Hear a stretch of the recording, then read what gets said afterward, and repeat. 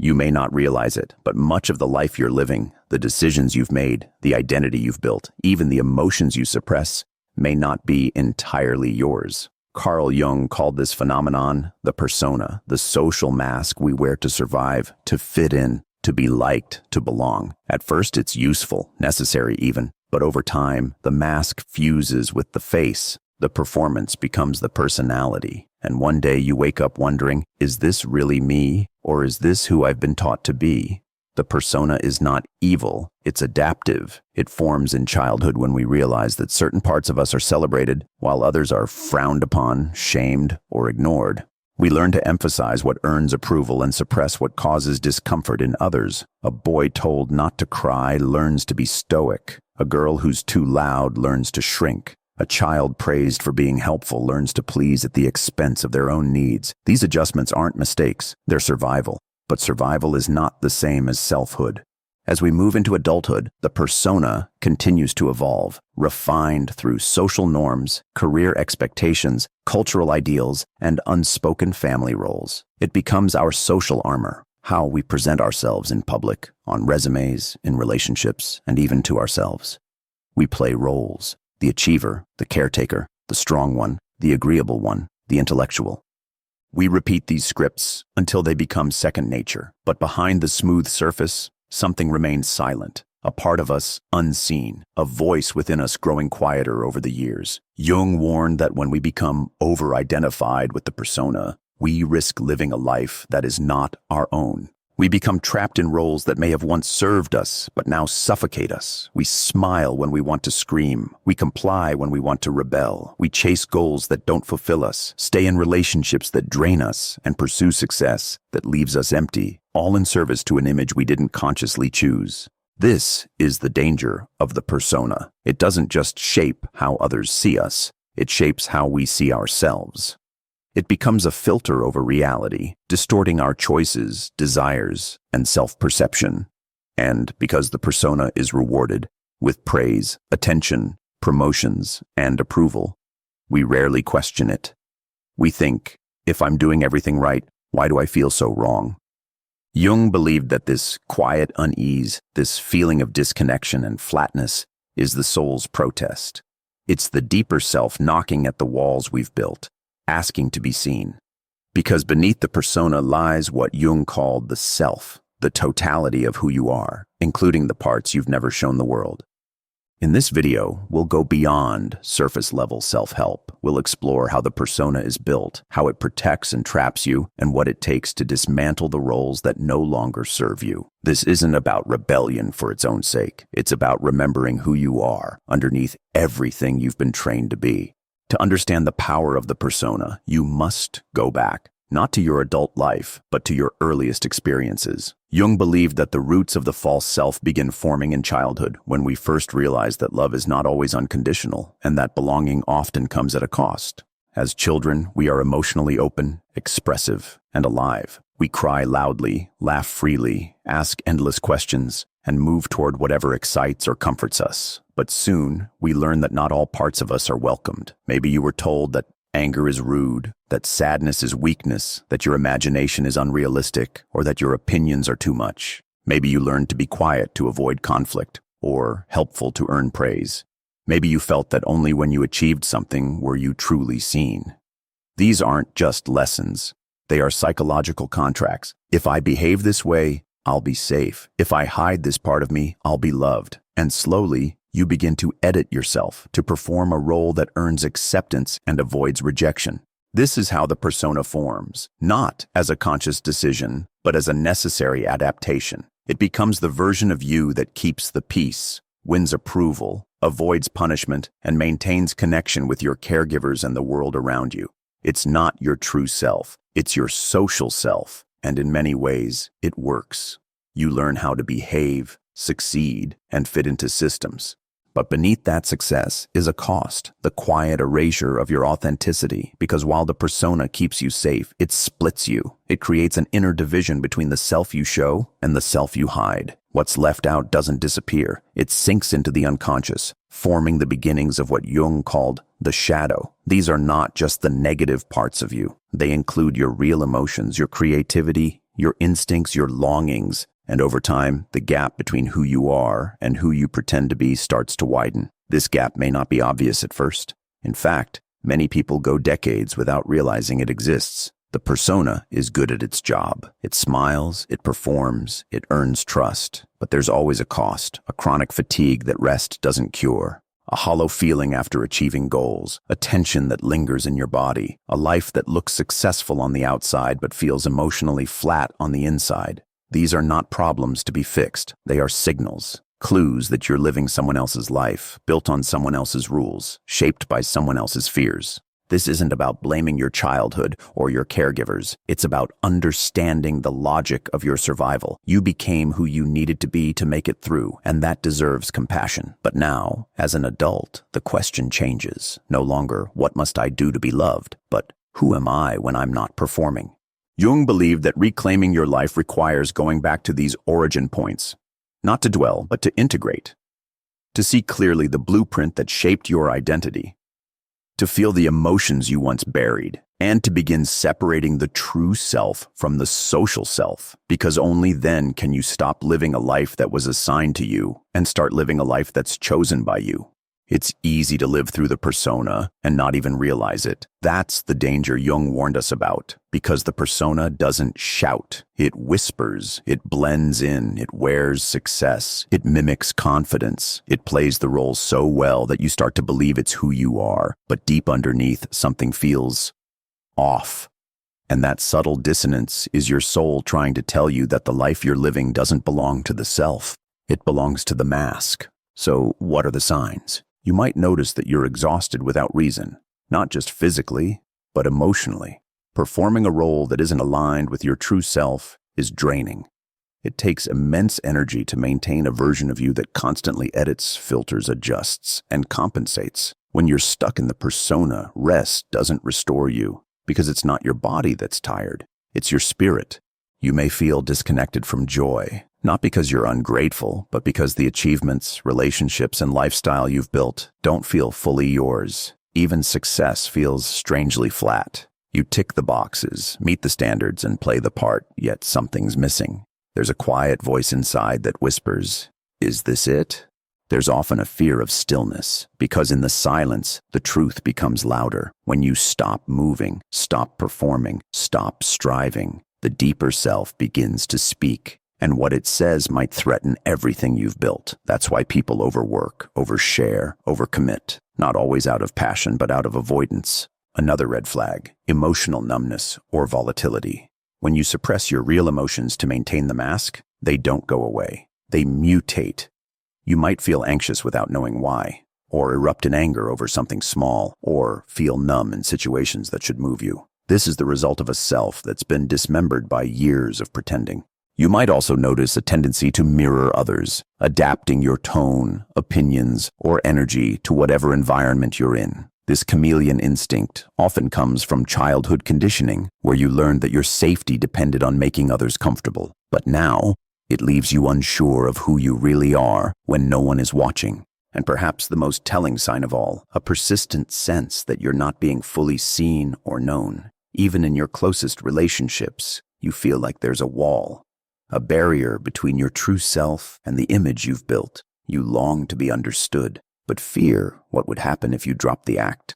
Jung believed that when these symptoms arise, the psyche is trying to rebalance itself. The unconscious begins to push back against the false self. It speaks through discomfort, anxiety, and confusion, not to harm you, but to guide you back to the self, back to wholeness. The danger is in ignoring these signals.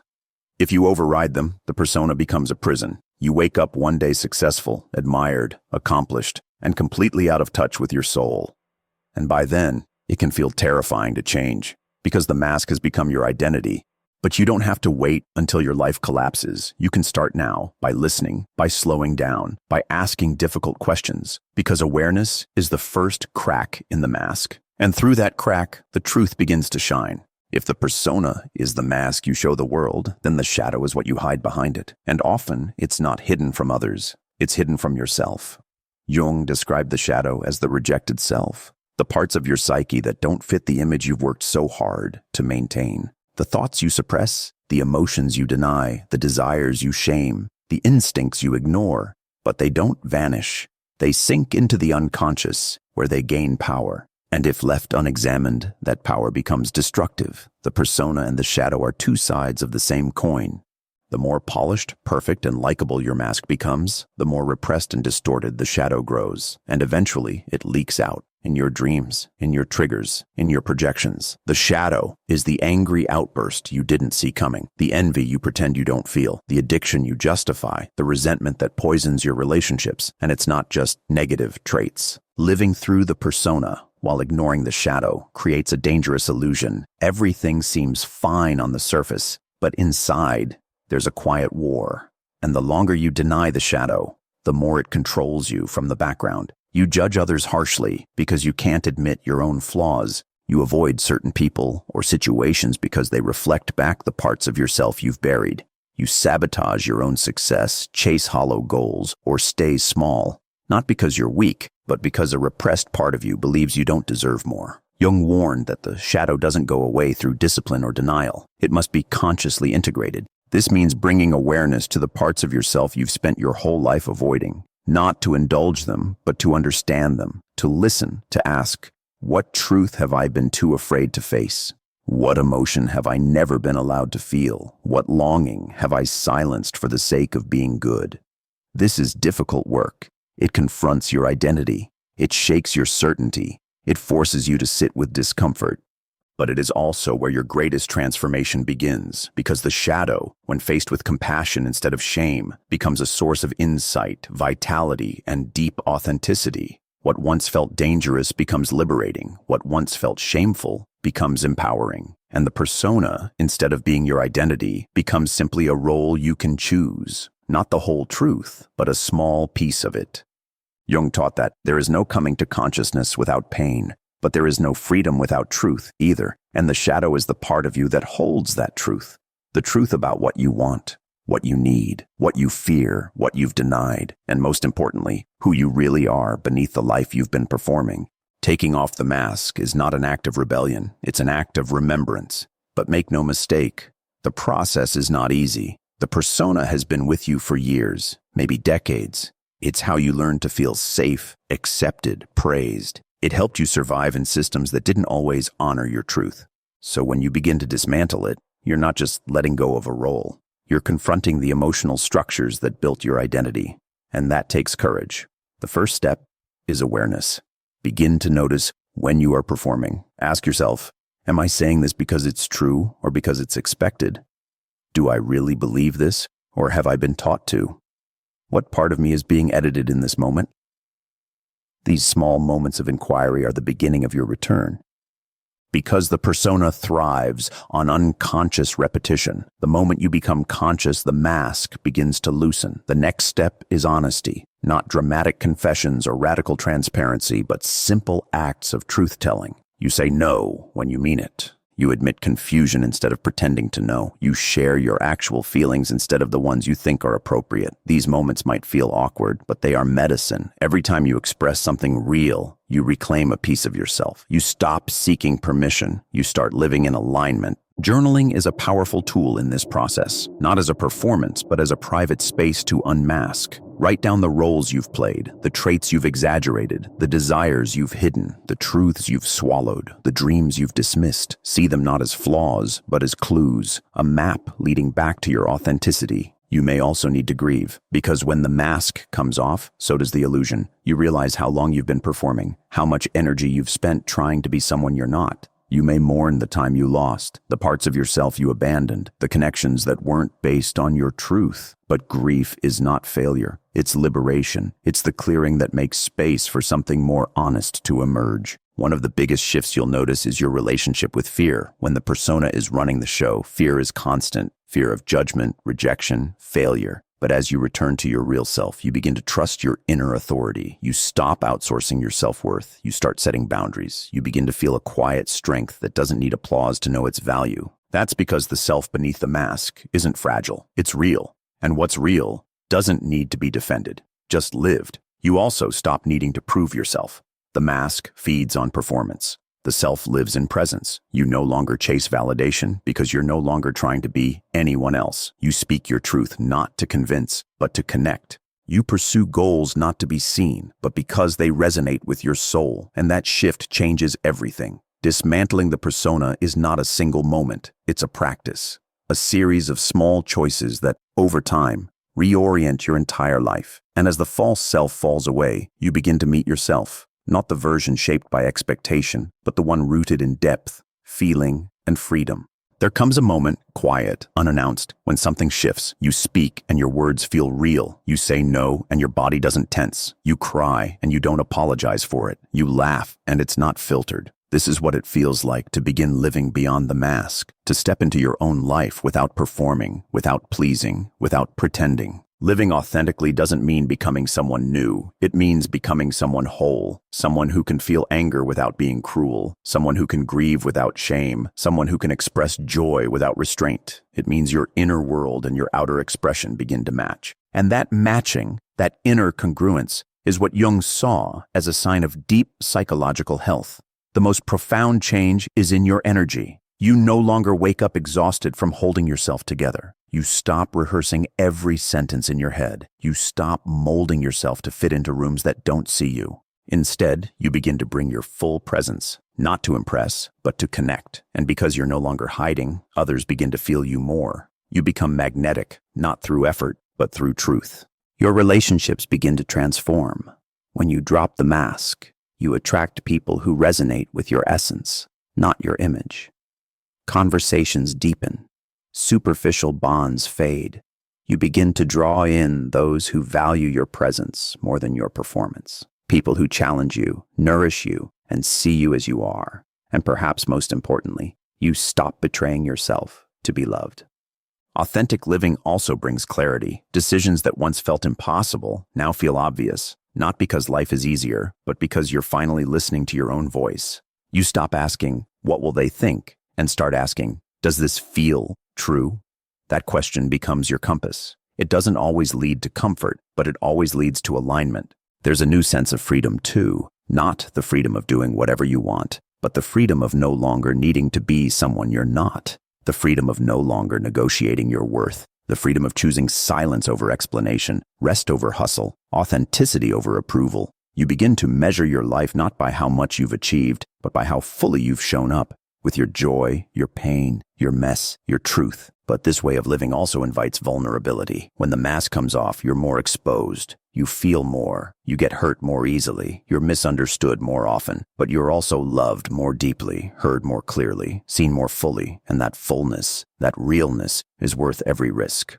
Jung believed that living authentically was the path not only to healing, but to meaning. Because when you live as yourself, your life begins to reflect your soul, not someone else's story, not society's scripts, not inherited roles, but your truth unfolding in real time. And from that place, your work, your relationships, your art, your choices, they all become expressions of who you really are. Authenticity isn't something you achieve and check off a list. It's not a one-time event or a final destination. It's a commitment to stay close to your truth, even when it's inconvenient, messy, or painful. Carl Jung knew that becoming yourself is not a linear path. It's a spiral. You don't just find yourself once. You keep returning, peeling back the layers of conditioning, story, and fear that have covered you over the years. You will face moments when the persona wants to return, when fear rises, when you're tempted to perform again, to be agreeable instead of honest, to please instead of protect your boundaries, to stay quiet when your soul wants to speak. These moments are not setbacks, they're invitations, reminders that the pull of the old identity is strong, but that your truth is stronger if you choose to listen. This is where awareness becomes your anchor. It's not about being perfect, it's about being present, about catching yourself in the small moments when you drift from who you are, when you tell a white lie to avoid conflict, when you nod along to be liked, when you swallow your voice to maintain an image. The moment you notice it, you have a choice. Return or keep performing. Every return is a triumph. One of the biggest traps on this journey is spiritual bypassing, using self-help language or mindfulness practices to mask deeper truths. Jung warned against turning authenticity into another role, the enlightened one, the healed one, the person who's above emotion or pain. That's just another persona.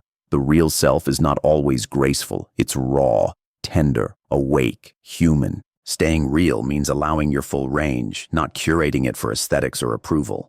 Authenticity also requires slowness. In a world that rewards speed and spectacle, slowing down is a radical act. It allows you to hear your own voice beneath the noise, to notice what energizes you and what drains you, to ask regularly, is this still true for me? Because what felt authentic 5 years ago may not today. Growth means shedding not just what was false, but sometimes what used to be true, and that's okay. The more you practice this, the more you build inner trust. Not confidence rooted in image, but trust rooted in self-contact. You stop looking outside for validation. You start becoming your own reference point. And that trust creates stability. When you live from your truth, you can withstand rejection. You can navigate uncertainty. You can sit with discomfort, not because it's pleasant, but because you know you're not abandoning yourself again. And perhaps most importantly, authenticity allows you to love more deeply. Because when you're not performing, you can actually be present. You can listen, connect, forgive, and feel, not through the filter of a role, but from your essence. And when someone meets you there, raw, real, unmasked, the connection is unmistakable. That's what it means to be alive. You were not born to play a role. You were not born to fulfill someone else's idea of who you should be. You were not born to live behind a mask. And yet, somewhere along the way, like so many of us, you learned to trade authenticity for acceptance. You learned to shrink, to adapt, to perform. But Carl Jung's warning was clear. The danger of the persona is not that it exists, but that you mistake it for who you are. To live someone else's life is to drift quietly away from yourself. At first, you don't notice. You're succeeding. You're admired. You're doing everything right. But then a voice begins to whisper. A quiet dissatisfaction, a restlessness, a grief you can't name. That's the real you, the buried you, calling you back. And the call is not just to wake up, but to return to the dreams you silenced, the instincts you ignored, the truths you postponed for the sake of approval. The persona helped you survive. It gave you access to the world. It earned you praise. But now it's time to ask, is it still serving me, or is it keeping me from becoming who I really am? That's the threshold Jung invites us to cross. Not to destroy the mask, but to step behind it, into the deeper self that has always been there, waiting, not perfect, not polished, but whole. To live your own life is to take responsibility for it. Not blame, not guilt, but responsibility. For your voice, for your truth, for your path.